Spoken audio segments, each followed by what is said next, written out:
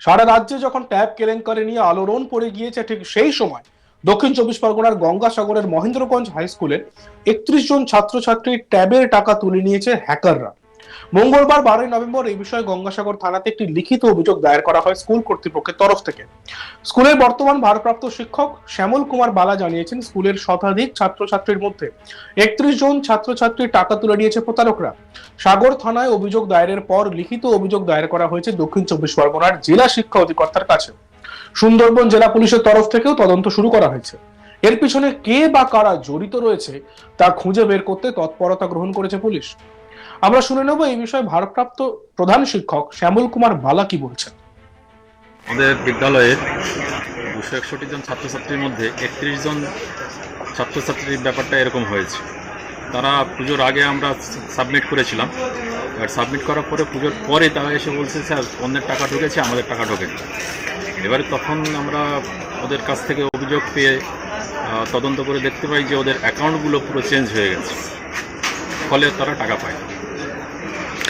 এই বিষয়ে কোথাও কি জানানো হয়েছে? এই বিষয়ে আমরা প্রশাসনকে জানিয়েছি, সাগর থানায় জানানো হয়েছে, এফআইআর করা হয়েছে এবং তারা তদন্ত করবেন।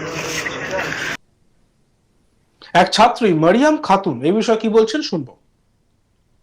আমাদের দুর্গাপূজার আগে যে 2 মাস আগে জমা নিয়েছে কাগজপত্র, তারপর আমরা আমাদের বলেছে যে 5 তারিখ ঢুকবে, 25 তারিখ ঢুকবে, এরকম করে বলেছে। তারপর আমাদের টাকা এখনো ঢুকেনি। তারপর আমাদের ওই ব্যাংকের বইয়ের জেরক্স নিয়েছে 2টো, আর আপডেট কপি 2টো করে নিয়েছে, 4 কপি নিয়েছে এখন। তারপর স্যার জমা দেবে বলেছে। কেন ঢোকেনি, কেন কি জানিয়েছে? এখনো জানায়নি, ঢোকেনি, বলছে যে ঢুকবে এবার, এইসব কাগজপত্র জমা দিলে ঢুকবে। স্কুলে কি এসছেন? হ্যাঁ। কেন এসছেন, কেন? আমরা ওই কাগজপত্র জমা দিতে এসেছি স্যারদের সাথে দেখা করতে। অন্য অন্য ছাত্রছাত্রীরা পেয়েছে? হ্যাঁ, অনেকে পেয়েছে, আর ওই 30-31 জন মতন পায়নি এখনো। তারা পেয়েছে, আপনারা পাননি। হ্যাঁ। কি বলবেন এতে? কতটা কি আমরা ওই পেয়েছি যতটা, তারা তো পেয়েছে, আমরা পাইনি। যখন আমাদের তো পেতে হবে, তার জন্য তো এত কাগজপাতি সব জমা দিচ্ছি, আমরা এত কিছু ছোটাছুটি করছি। আর এ বিষয়ে আমাদের প্রতিনিধি প্রসেনজিৎ সাহার একটি রিপোর্ট আমরা দেখব। সারা রাজ্য জুড়েই কার্যত ট্যাব কেলেঙ্কারি নিয়ে আলোড়ন সৃষ্টি হয়েছে। আর এবারে সেই ট্যাব কেলেঙ্কারির আঁচ পড়ল দক্ষিণ চব্বিশ পরগনায়।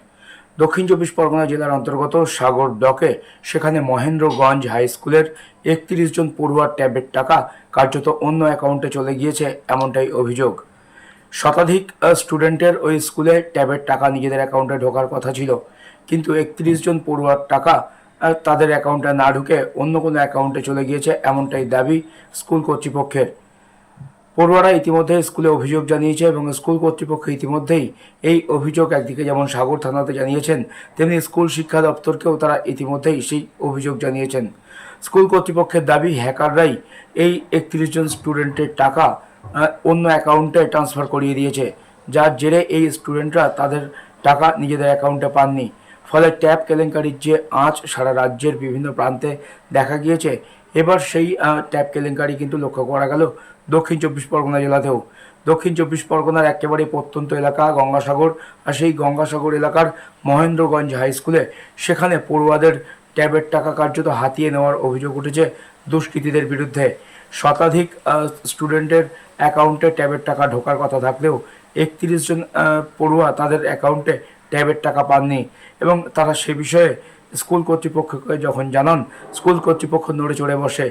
ইতিমধ্যে স্কুল কর্তৃপক্ষের তরফ থেকে গঙ্গাসাগর থানায় সেখানে অভিযোগ দায়ের করা হয়েছে।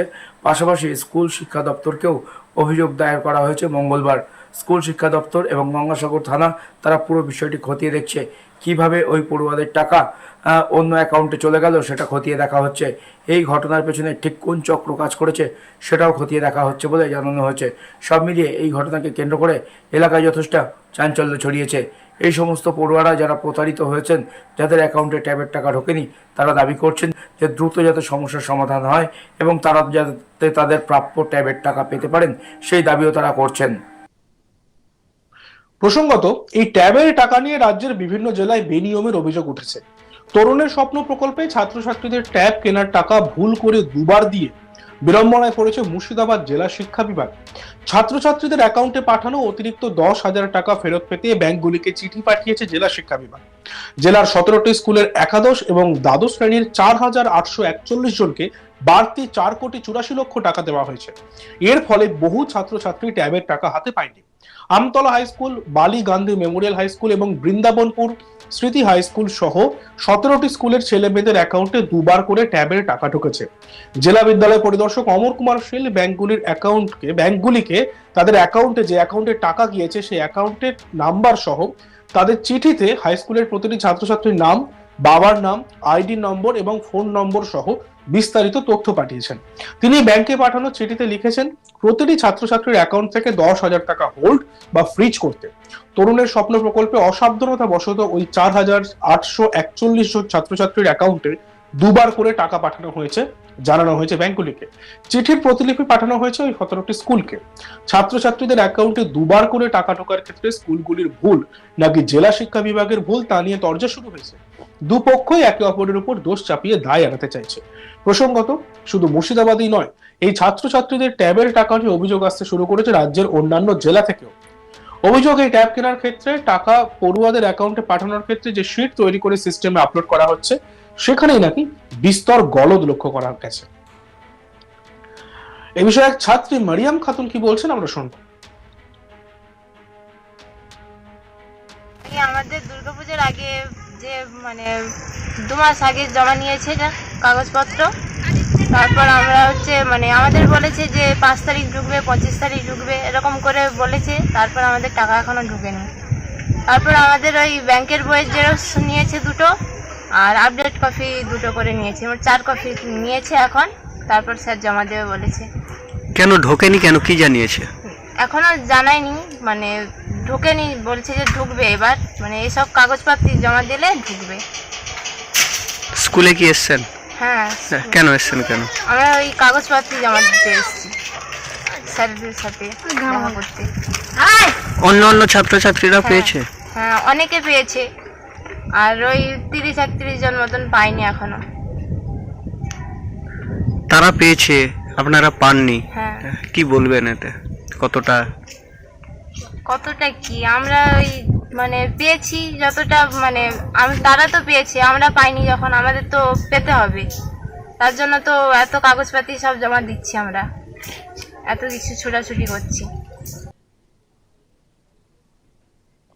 দেখতে থাকুন আজ তাক বাংলা, সাবস্ক্রাইব করতে ভুলবেন না।